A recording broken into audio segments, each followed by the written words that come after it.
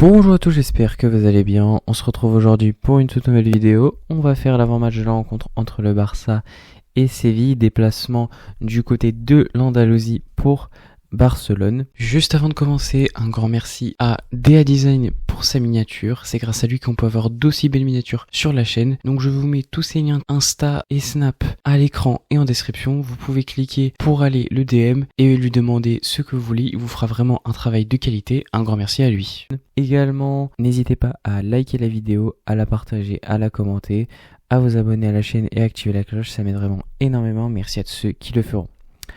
Bon, très bien, on peut commencer du coup par cette équipe de Séville. Alors on n'est vraiment clairement pas sur le Séville qui remporte 3 Ligue Europa d'affilée. Vraiment, on en est extrêmement loin. Mais ils sont actuellement quand même 9e du classement, ce qui reste acceptable, on va dire. Voilà, on n'est pas sur un Séville qui va chercher la Ligue des Champions, une qualification à la Ligue des Champions, mais quand même, ça reste honnête. Sur ce début de saison, ils ont fait 3 défaites, 3 victoires et 1 nul. On va citer un peu tous leurs résultats. On est quand même qu'à la 7e journée, donc ça reste encore assez honnête. On peut remonter tous les résultats. Après, ça va commencer à être compliqué, ça va faire beaucoup. Ils ont perdu contre l'Athletic Bilbao 3-2. Contre Retafe 2-1. Ils ont battu Girona 2-0. Ils ont fait un nul 2-2 contre Elche. Ils ont battu Alaves 2-1. Ils ont perdu contre Villarreal 2-1. Et enfin, ils ont battu le Rayo chez eux 1-0.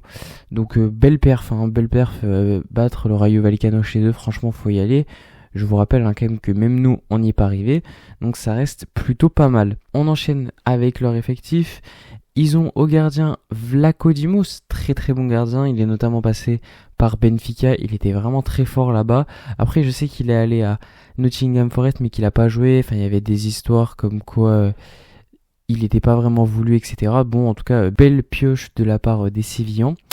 Ensuite, en défense, ils ont Azpilicueta, extrêmement bon joueur. Bon, il est sur la fin, mais ça reste quand même un expérimenté, donc c'est plutôt pas mal. Fabio Cardoso, pas mal aussi. Voilà, une carrière plutôt intéressante, notamment au Portugal, où il a joué 3 années à Porto. Et là, il revient en Espagne. Ensuite, ils ont aussi Marcao. Et après, bon, c'est plus compliqué, c'est plus mid, on va dire, il n'y a pas grand chose.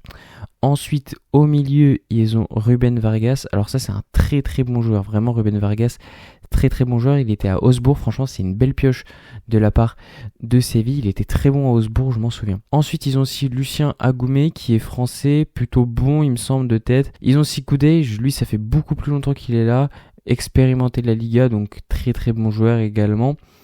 Et ensuite Djibril Sow, pareil, très bon joueur, encore un Suisse, ils aiment bien les Suisses, c'est assez aberrant le nombre de Suisses qu'ils ont franchement.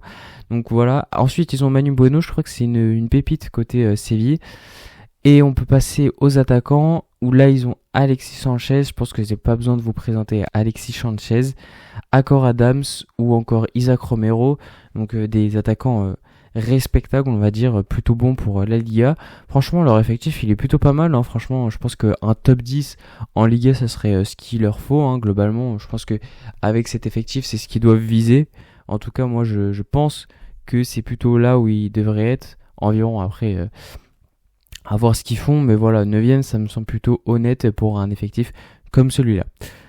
Ensuite, concernant leurs statistiques, ils ont joué du coup 7 matchs comme on l'a dit, ils ont encaissé 10 buts et marqué 11 buts, ce qui fait une moyenne de 1,5 buts par match marqué et 1,4 buts encaissés par match. Voilà, ça reste plutôt honnête, un peu de buts encaissés, donc franchement voilà, on est plutôt sur des perfs assez moyennes, lambda on va dire. Et concernant leur jeu, je sais pas trop, franchement je vais pas vous mentir, j'ai pas trop regardé Séville cette saison, donc pour l'instant je préfère ne pas m'avancer. On va passer du coup au Barça. Pour le Barça, on a pas mal de choses à dire, on ressort je pense d'une défaite humiliante, on va le dire, face au PSG où on n'a pas joué, voilà, très concrètement, on n'a pas joué sur 60 minutes, on a joué 30 premières, mais après c'était le néant, donc franchement moi j'ai été très déçu de la performance de l'équipe, sans vous mentir. Malgré tout, ce qu'il faut souligner, c'est qu'on est quand même toujours leader de la Liga, avec 19 points, soit 1 de plus que le Real, qui joue d'ailleurs Villarreal, qui fait un très bon début de saison, ils sont 3e, donc attention, une surprise est vite arrivée, et si ils perdent, alors là, il faudra vraiment prendre les 3 points, parce que ça pourrait nous mettre en fonction de s'ils font un nul ou s'ils perdent à 4 points ou alors à 3 points. Donc pour moi, c'est quand même une très grosse perf à aller chercher côté Barça. Également, on a un point blessé à faire puisque Lamine sera absent. Voilà, blessure très clairement faite pour éviter la trêve internationale pour Lamine Yamal. Voilà, clairement, comme par hasard, il a été appelé. 2 heures plus tard, hop là, Lamine Yamal absent pour 2 à 3 semaines. C'est fait exprès, voilà, on va pas se mentir. Ne vous inquiétez pas de savoir s'il sera là pour les prochains matchs après la trêve. Très clairement qu'il le sera. C'est juste une blessure diplomatique et c'est tant mieux. Après, de toute façon, on a les mêmes absents. Baldé qui devrait, je pense, être de retour en tant que titulaire, mais ça, on y reviendra sur le 11 idéal. Sinon, concernant les absents, toujours Fermin Lopez, toujours Noel Garcia, toujours Gavi, toujours Ter Stegen et toujours Rafinha.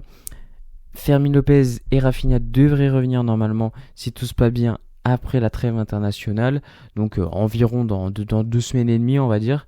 Donc ils vont faire vraiment du bien à leur retour, surtout pour Fermin Lopez qui clairement pourra prendre sa promesse du titulaire face à ce Golemont de Dani Olmo. Et après il faudra attendre environ 2 semaines pour revoir Johan Garcia. Donc ça c'était concernant les blessés. Également concernant les confrontations qu'on a eues face à Séville, c'est plutôt très bon sur les 10 derniers matchs, puisqu'on a 9 victoires pour un seul petit match nul. Ce match nul, il remonte à 2021, donc je vais vous faire un petit débrief de la composition. Il y avait Dembélé, Yudgla et Zazouli, qui est d'ailleurs aujourd'hui au Betis Séville. Il y avait encore Sergio Busquets, Jordi Alba, Gérard Piqué, enfin bref, vous comprenez ce que je veux dire. C'était il y a très très très longtemps et il n'y a pas de problème. On n'aura pas beaucoup de problèmes à battre cette équipe de Séville, je pense. Surtout que sur l'année dernière, franchement, Séville, on les a matraqués. 4-1, 5-1, franchement, ça fait mal. C'est plus un stade compliqué réellement, le stade de Séville. Donc franchement, je suis pas vraiment inquiet. J'aimerais juste qu'on valide tranquillement, qu'on fasse sortir 2-3 joueurs et qu'on dise qu'ils sont blessés. Voilà, on leur dit 2 semaines. Parce qu'il faut arrêter de déconner, on paye leur salaire et on se les fait baiser en trêve internationale. Moi j'en ai marre, je vous dis la vérité. Donc voilà, si on peut tranquillement les faire sortir pour dire qu'ils sont blessés, ce serait une super idée selon moi. Et puis voilà quoi, parce que j'en ai marre de payer les pots cassés des sélections qui décident de faire absolument n'importe quoi, tout simplement. On peut passer et finir cette vidéo par le 11 idéal. Au cage, Sechny, ça c'est logique, il n'y a pas le choix, il n'y a pas d'autre gardien. Ensuite, en défense, à droite Koundé, à gauche le retour d'Alejandro Baldé en tant que titulaire. Et enfin, en défense centrale, moi je vais partir sur Eric Garcia Christensen. Comme je l'ai dit, je pense que c'est bien pour Koubarsi d'un peu visiter le banc, pour se remettre en question, se remettre les idées en place, etc. Je suis sévère avec lui, mais il faut l'être. Enfin, je pense qu'il faut l'être. Mais voilà, c'est pas non plus un blâme à 100%. Ça veut pas dire que c'est pas la même chose, voilà. Je suis pas autant énervé qu'au contre-le-mot, mais je pense qu'il doit quand même avoir une petite remise en question. Ensuite, pour le milieu, là, en double pivot, Pedri, Frenkie de Jong, avec Frenkie de Jong un peu plus bas, on change jamais. Et enfin, en numéro 10, là c'est la question, je vous ai dit je ne veux plus voir Dani Olmo titulaire et je reste sur mon avis, c'est pour ça que je mets Dro, voilà, il va faire son second match en tant que titulaire et puis Dani Olmo va le regarder jouer. Et enfin, en attaque, à droite, Ronny Bardghji, à gauche, Marcus Rashford et enfin en numéro 9, Lewandowski. Voilà, c'est la fin de cette vidéo, j'espère qu'elle vous aura plu. N'hésitez pas à dire ce que vous en avez pensé en commentaire. Vous pouvez aussi me donner votre pronostic là-bas. Pour ma part, je pars sur une victoire 3-1 du Barça sans trop de difficultés. N'oubliez pas de me follow sur tous les réseaux, que ce soit TikTok ou Insta, où je republie des segments de mes vidéos, donc vous prenez celui qui vous arrange et vous le regardez. Je suis aussi bien évidemment sur Twitter, je vous mets tous les liens en description, vous n'avez plus qu'à le cliquer pour me follow. Et moi je vous dis tchuss.